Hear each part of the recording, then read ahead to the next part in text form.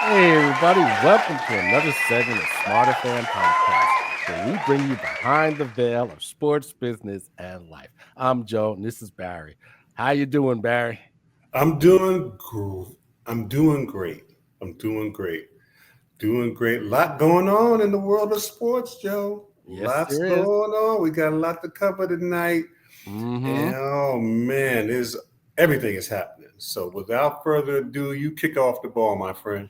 All right, I'm going to talk about Al Unser. Race for Yeah, yeah, man.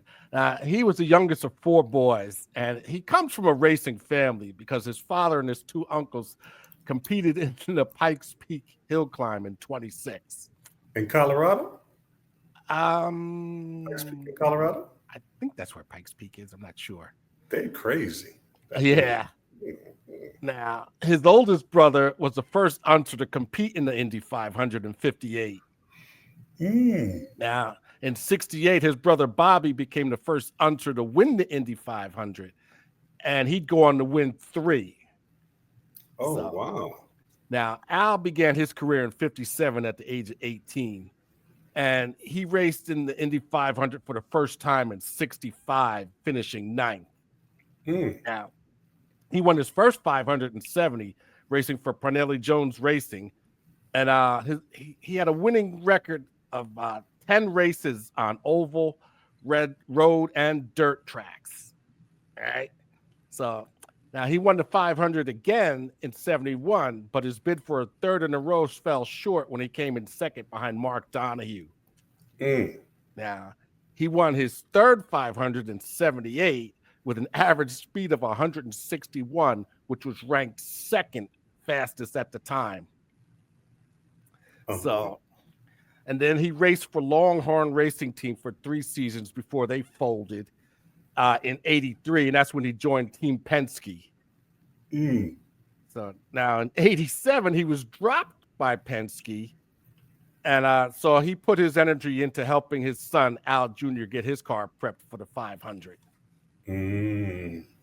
So then, as fate would have it, one of Penske's drivers crashed in a practice. And so Unser was pressed into service. And they had to use a car that was on display in a Sheraton hotel in Pennsylvania. You know? So Are they you quickly, serious? yeah, man, it's crazy. So they quickly prepped it, and he went on to win the 500 with that car. Wow. Yeah, Wow.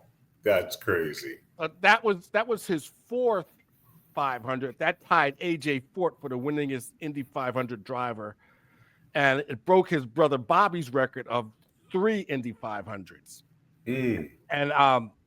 And as the oldest winner at 47. Man, that's something else, bro. That's Yeah. amazing. So he drove for Porsche briefly before returning to Penske in 88 and 89 before he got phased out again in 90. Penske. So, yeah, so he sat out the 91 season, and then he raced for Menard Racing in 92 when their driver was seriously hurt in a crash. And he finished third in that 500 while his son Al Jr. won his first of 2 Indy 500s. Wow. That man could drive. That I'm man could telling drive. you.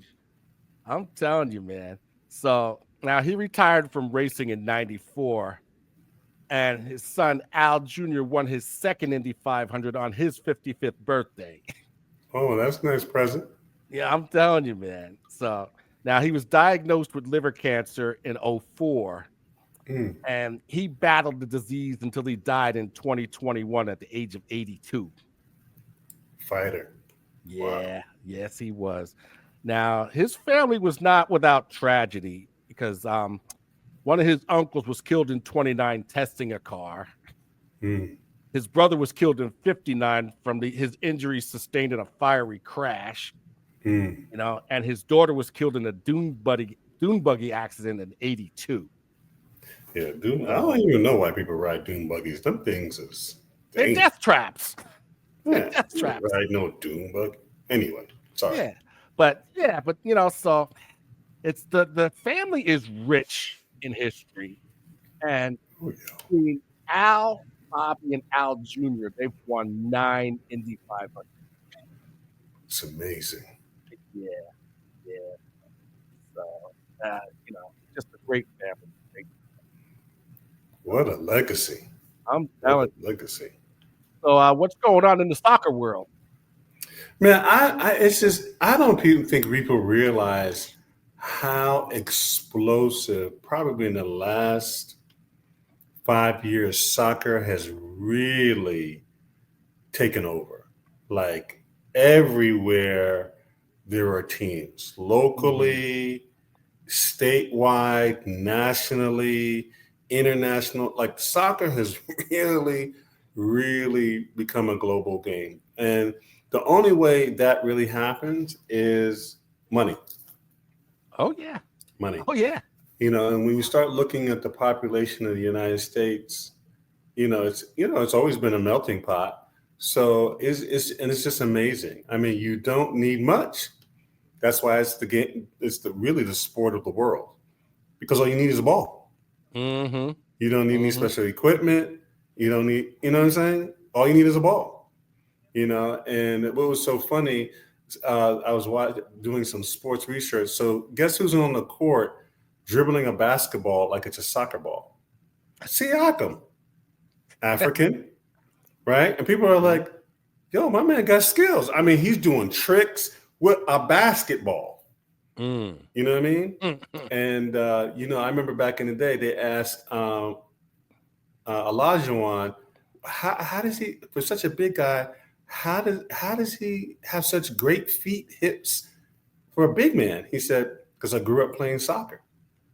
And they Mm-hmm. were like, but I wasn't very good because I was too big. But that's where I got the footwork from. Yeah, So makes it's just, sense. it makes sense. So it's just amazing. I mean, even in Westchester, there's a Westchester league. I mean, a pro league, Mm. right? And, Wow. there's just all kinds of, because once you have those teams, you've got the population, then you're sending concessions, then you get broadcasting, then you get advertising. You see how that's how it goes, Mm-hmm. right? And so I just really wanted to highlight soccer it's mushrooming. It's Mm. mushrooming. And them people are crazy. You hear me? That's why I they got call them cut. fanatics. Listen, I got some cousins in Europe, UK, and you need to come over here. You need to come. And I said, I don't know now, because y'all look a little bit too crazy for me. Mm-hmm. But they have a great time. But a lot of passion, a lot of passion. But there's just so much. It's just amazing to me how it's grown and is dominating. It's dominating, and it just makes sense. It just makes Mm. sense. Yeah. So, yeah, that's what's going on with soccer. So, pay attention, folks. You may see me come on here with a couple of my favorite soccer teams' gear, representing. All right, I'm going to switch gears a bit and talk about the NFL and the UFL because Okay. Yeah. What's going on? Rodgers finally came out of his teepee and signed with the Steelers. That You dude, know, bro.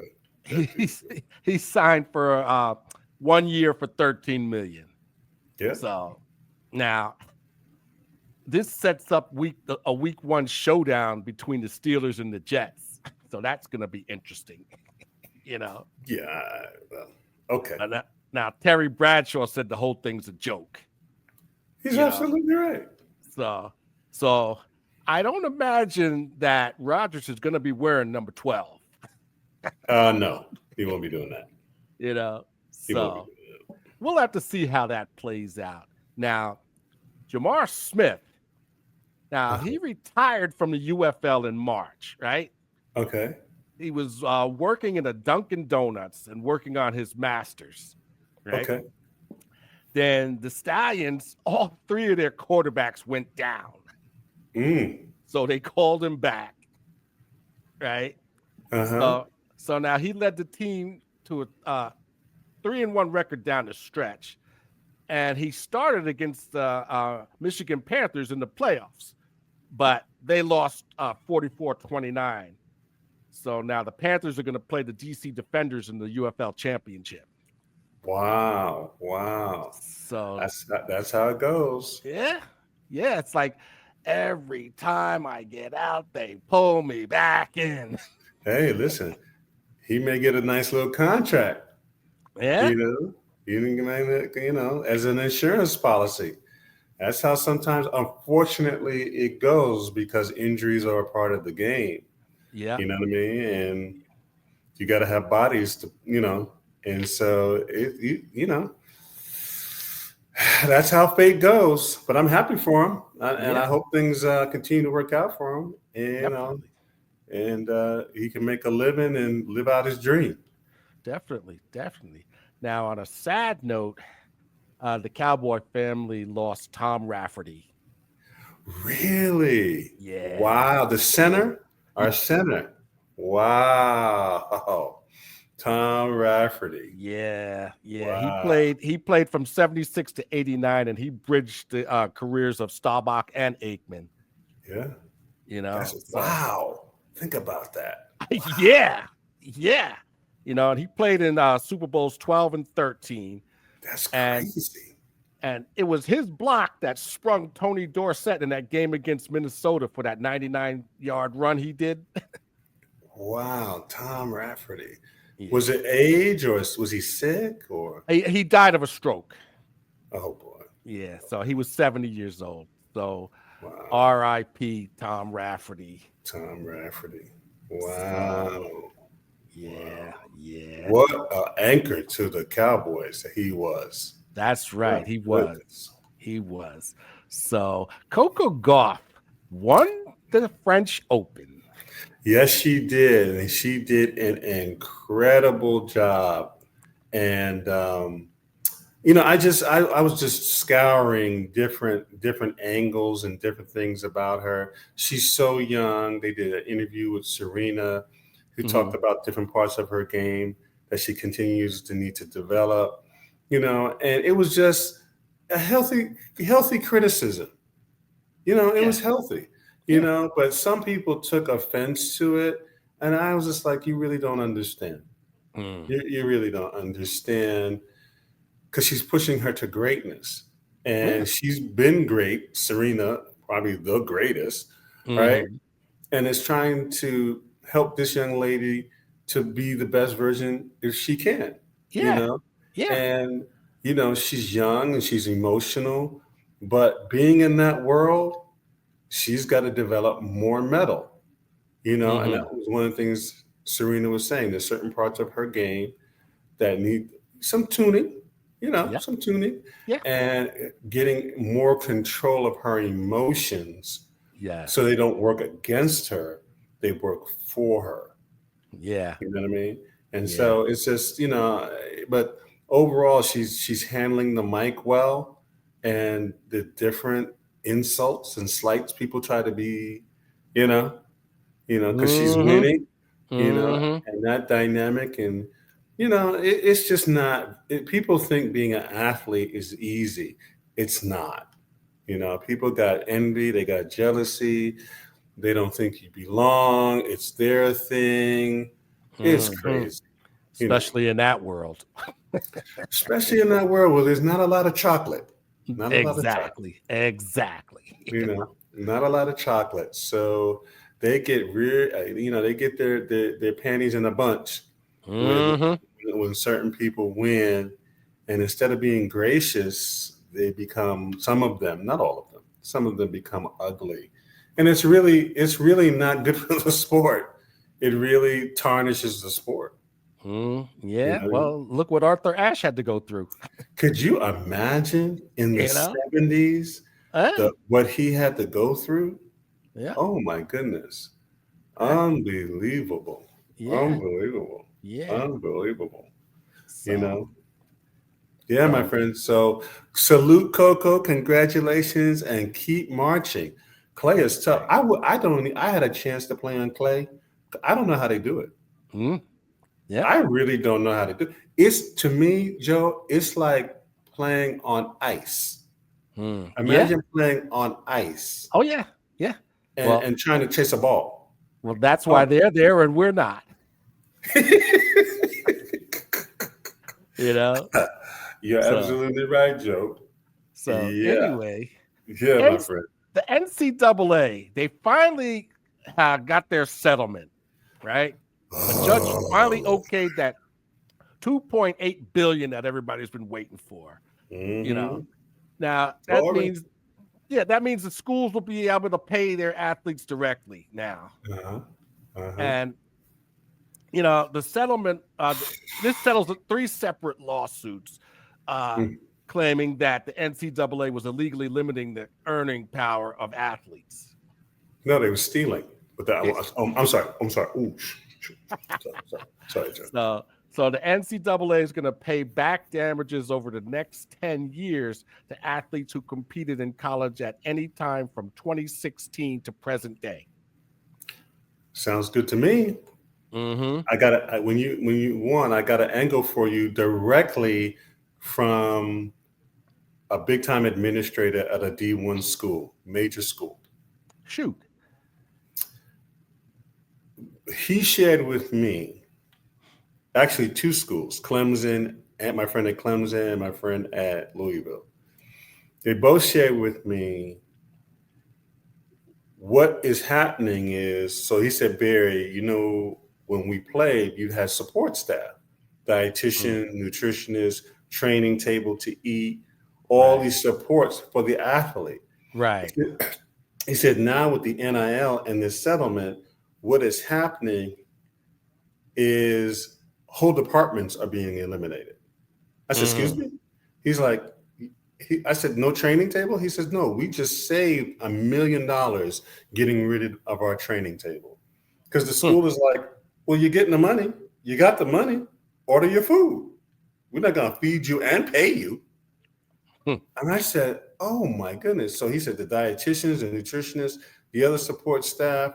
So schools are getting rid of this because now the money's here. And I said, well, Doc, what? These are 18, 19-year-old kids. He says, yeah. He's like, I'm at a 4-day conference because none of us know how this is going to look and how to manage this. And I said, it's going to be some growing pains, because, I'm going to stop here. I say, let me put it this way. Imagine you're a kid, you play at USC, your family's in Florida, and now the local drug dealer heard you signed a $3.5 million NIL deal. And grandma and ma call you and say, well, so-and-so and so-and-so stopped by the house and wants to talk to you, because if you don't start funneling him some money, there's going to be a problem. And when I said that to my friend at Clemson, he said, oh my goodness. I said, yeah, there's going to be that part of it as well that's going to have to be addressed, because now these kids are a target. Definitely. You know what I mean? So part 2 next week, but it's going to be good, bad, and ugly. It's going to be good, bad, and ugly. So the Knicks, what is going to be their next move?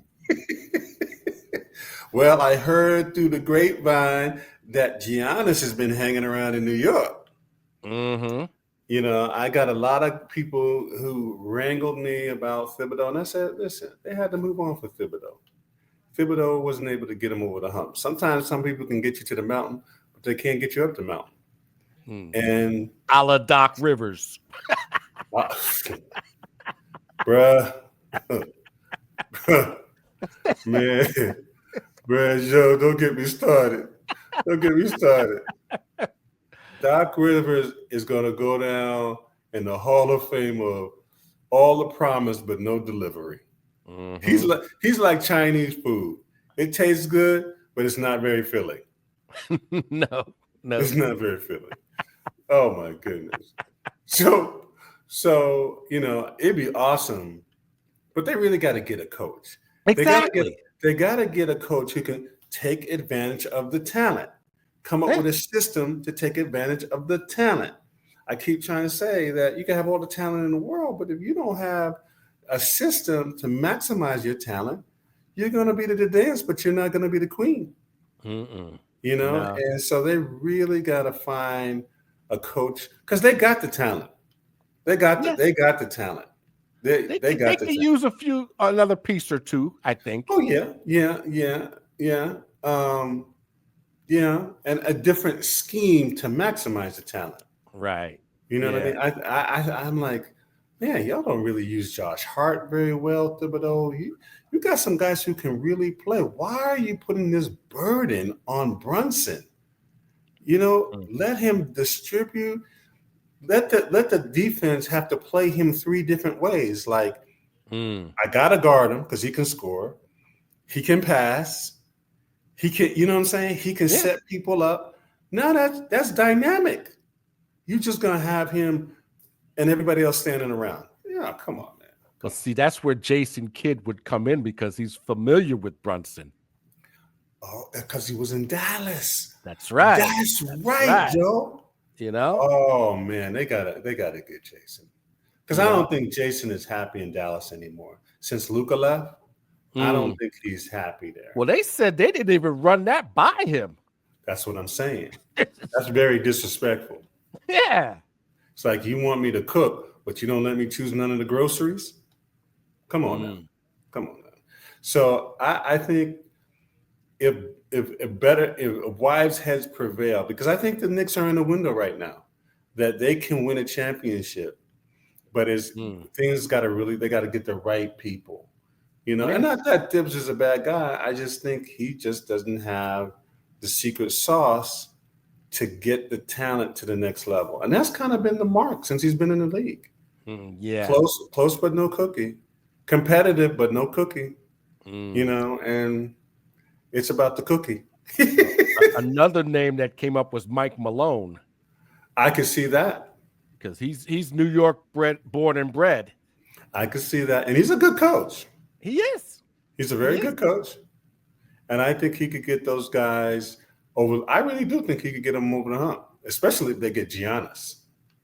If they get Giannis and Mike Malone, all things being equal, we can make another run. So last year was 2 games out of the final. This year, 1 game out of the final, right? No, they were 2 games out of the final this year. Really? Yeah, they lost to Indiana. Yeah, 4-2. Yeah, so if they would have beat Indiana, they'd be playing OKC. Right. So that's 1 game. I mean, if they would have beat Indiana, they'd be in the championship. Yeah. So yeah, I'm sorry, I didn't mean to confuse it that way. Yeah, but game 1 for them was the key. That's the game they should have won, and that could have turned the tide. Yeah, broke their back psychologically. Yeah. Yeah, I think that's going to affect OKC. It's going to be interesting to see if they can overcome them losing on their floor at the first game. Well, they bounced back in game 2. I'm not impressed. I'm not impressed because they had to. Oh, yeah. Right? Yeah. But can you sustain that? That's the key. Can you keep amping it up to win it? You know what I'm saying? Well, that's different. It's going to be interesting. Well, they're going to have to because they're going back to Indiana now. I mean, wait. Yeah. They started in the OKC, so they're going back to Indiana. Exactly my point. So that's not an easy place to win. No. That's not an easy place to win. So it's going to be interesting to see if they can get 1 out of Indiana, maybe 2. It's going to be interesting. Yeah. It's going to be interesting if they can get them there. Yeah, they're definitely going to have to play better than they've been playing. Indiana? No, OKC. OKC. Oh, for sure.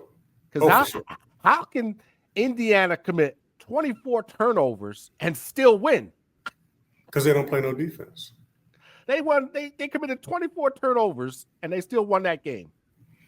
Yeah, because you only got to win by 1 point. I keep trying to tell people, all you got to do is win by 1 point. And if there's enough time on the clock and you can keep it close,